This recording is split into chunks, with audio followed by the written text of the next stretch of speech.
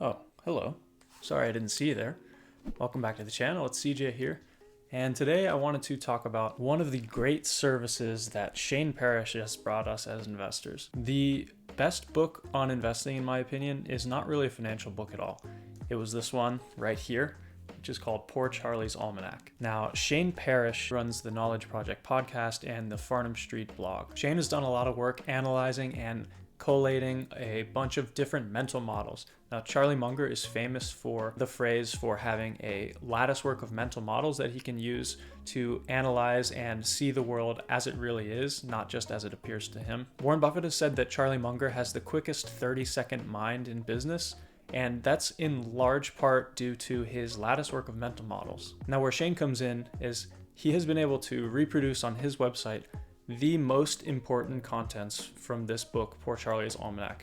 Of course, he has the explicit consent of both Charlie Munger and Peter Kaufman, who are the authors of this book. Now, the most important part of this book, in my opinion, which if you don't read, you'll be like a one-legged man in an ass-kicking contest. You're just going to be trounced because you will not be able to understand the world in a way that you need to be a successful investor. Now, that chapter is called The Psychology of Human Misjudgment. You may be familiar with some of the topics in this chapter because there is now an academic field based entirely on behavioral economics and behavioral finance, which is what Charlie kind of pioneered in this book here. Now, Shane has provided this in two places, both on his blog and with a downloadable PDF. So I'll leave a link to this in the description below and a link to the PDF as well, but both are accessible from this article. I'll open the PDF here, and there's even an image from the book itself, which is really great. I love the illustrations in this book, so be sure to pick that up, by the way. I'm not going to go through this article entirely, but I just wanted to bring it to your attention that this content is available for free. So if you haven't been able to enjoy it up to now, I would highly recommend you drop whatever you're doing and read and devour and digest this critical piece of information. Charlie came up with all of this information independently. He never even took a psychology class in high school. It's amazing that he was able to basically just observe humanity and come up with these 25 tendencies on his own. Yeah, Charlie's my hero. So I'll scroll down and just kind of show what is included in this 52-page PDF. This is the core of it here. You can see a list of all of these psychological tendencies that Charlie has come up with on his own. You may know of these by other names. The names of these tendencies are written in Charlie's words so he can remember them. That's a really critical part about interlacing information in your lattice work of mental models. Each one of these slots in because he is able to recall it in this specific way. So keep that in mind. It is memorable for Charlie this way, and it might be memorable for you too if you try to memorize them this way. So the first 24 tendencies are individual tendencies, anywhere from liking and loving, reward and punishment, super response tendency. Down here we have a social proof tendency, and number 25 is called the Lollapalooza tendency.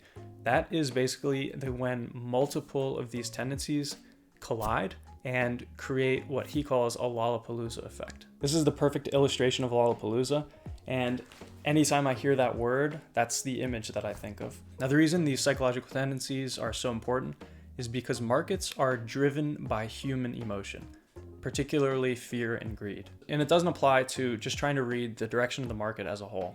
I'm talking about understanding how these psychological tendencies pile up in how people act towards specific businesses or specific opportunities. So maybe a simple example would be if we go with the social proof tendency, all of your friends have an iPhone.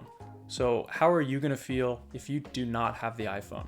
Is that going to help or hinder Apple's business in the future? That's just one way where we can quickly apply a psychological tendency to try to help evaluate a business. And if we're able to identify what psychological forces are at play, we can start to build patterns about how people are going to react to both businesses and life events in general. These tendencies aren't just going to help you in investing, but they are critical for you to understand if you want to be successful long term. And I'll go to my grave saying that this piece right here is the #1 most important article ever written of investing, period. If you don't understand human psychology, you're not going to be able to predict the future of businesses very accurately. Shane Parrish has provided us with a full transcript of Charlie Munger's article called The Psychology of Human Misjudgment. So I want to give a big thanks to Shane Parrish and, of course, Peter Kaufman and Charlie Munger for writing this article and this wonderful book in the first place. Okay, sorry, that was a bit of a rant, but I just wanted to share with you all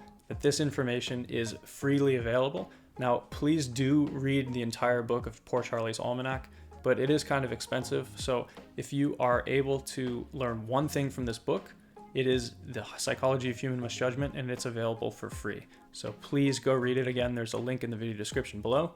Please let me know if you love this article as much as I do. If you hate it, if you don't think it's important at all, just let me know. If you like this video, you may enjoy my video over here about Moshe Prabrai's new investment philosophy. Don't forget to like the video and subscribe to the channel if you found this information useful. I really appreciate you sticking all the way to the end, and I will see you next time. Thank you so much.